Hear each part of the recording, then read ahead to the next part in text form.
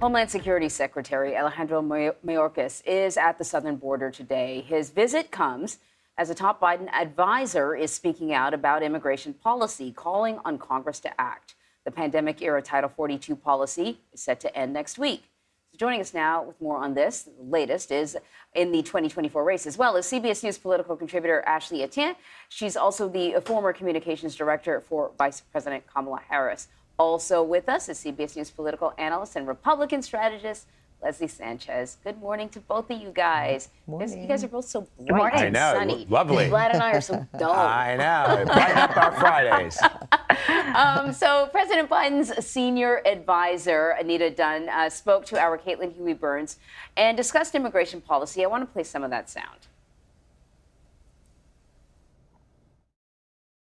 It has been 37 years since Congress last passed immigration laws in this country, and they all know that the basic problem here is those laws need to be updated. Now, we, as an administration, are doing what we need to do in order to manage the border problems, but at the end of the day, the answer here is that Congress needs to update our immigration laws to reflect the realities of 2023, not what America looked like in the 1990s. So, Ashley, has the Biden administration done enough to tackle immigration and the situation at the border? I know it's not just up to the president. Congress has to act as well. But, you know, is this a weakness as he heads into election season for 2024? You know, I agree with Anita. You know, the president has to have a partner in Congress. The first act the president did when he was inaugurated was to send an immigration reform bill to Capitol Hill. That bill has not been considered, nor has there been any movement on it. As was also reported in that piece, they've sent 1,500 troops down to the border, anticipating there'll be a surge. So I believe the president is really doing all that he can to address this issue, but it's bigger and out of the scope of what he's able to do. Congress has to get engaged.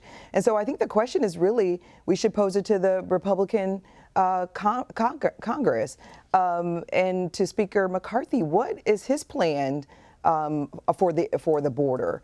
What does he anticipate and see the Congress doing on this particular important issue? It's not enough for the party to continue to use it as a wedge issue in elections. Now is the time for us to assert our values as a nation. Bring us, you're tired, you're hungry. And so, you know, the only way we can do that is if Congress is to act. So the question really is to the GOP. When are they going to step up and do something about this issue and not just continue to use it as a wedge issue to divide the nation? Leslie, let me switch gears and talk about the 2024 race. The former president remains, of course, the frontrunner for the GOP nomination. Last night on America Decides, potential 2024 candidate, New Hampshire Governor Chris Sununu, weighed in saying the former president needs to explain why he didn't do all he said he would do as president. Listen.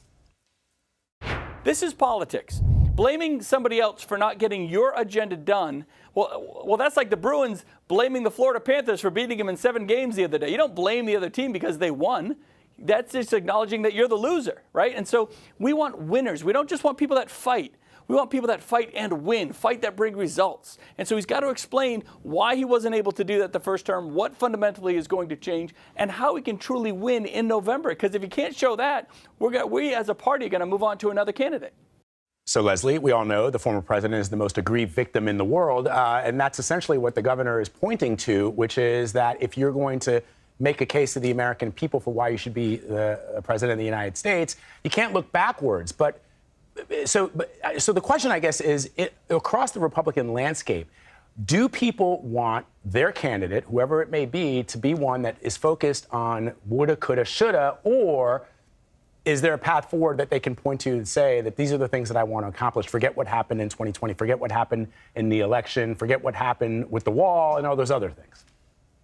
You know, what's interesting about that question, Vlad, is Republicans don't look at this through the lens of just January 6th, election denialism, which is a lot of friction even within the Republican Party.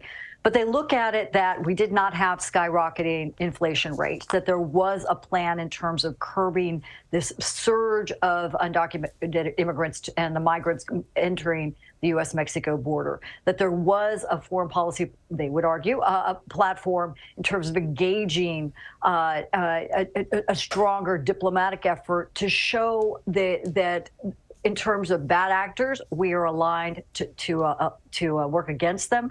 But in terms of where Republicans kind of grade Donald Trump, I think the marks are much higher, other than that one piece, and that's the issue. And if you look at the base of the Republican Party, there's still a tremendous amount of support for the former president. So I think we misread it if we think it's only through one or two of those characterizations. And that's going to be the struggle for Republicans. Forget the Democrats or forget the Biden administration going against Republicans. That's the internal struggle in GOP politics right now. Ashley, let me talk to you about the debt ceiling. Sure. So, Kevin McCarthy has put forth this possible attempt at negotiation, right? But it occurred to me that both Kevin McCarthy and Biden are in between sort of a rock and a hard place. McCarthy, as we know, had to make some concessions to get the speakership, so he probably can't back down very much from what he's presented. And President Biden, one of the strengths, his political strengths, is being sort of a master negotiator. He's created all these great relationships for the time that he's been in Congress. But he's already said there's no negotiation on the debt ceiling. So how will he navigate this chess match? Because obviously something has to give. We can't default on our debts come June. No, absolutely. And I think this is a really simple issue, one that I think the American people can really understand, which is you've incurred a bill, you have to pay it. You can't negotiate to lower the bill after you've already spent the money. And so that's the point at which we are as a nation, which is we have to pay our debts. And then I think the president's position is then let's come back to the table and really look at balancing the budget. I don't think that there's I think that the Democrats are operating in good faith in terms of the interest in lowering our spending and addressing our debt limit. But the point is we're now at this point where you've spent the money, you've got to pay the bill. When Trump was in office, Democrats voted 3 times to raise a debt ceiling without any brinksmanship, and now things are changed. Now things are different. And I think you're absolutely right. It's partly because McCarthy gave up so much in his speakership race and his back is against the wall. But the point is we have the full faith and credit of the country on the line.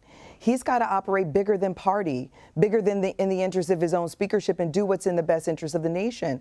When you don't pay our bills or you play games with paying our bills, it has these wide implications for the strength of the dollar around the globe, the rest of the world's confidence in our ability to function and govern properly. So this is not an issue we should be playing politics with. And I've seen this sort of working in Congress before, where Republicans take it all the way to the brink, and and our credit score is devalued. We as a nation just can't suffer that.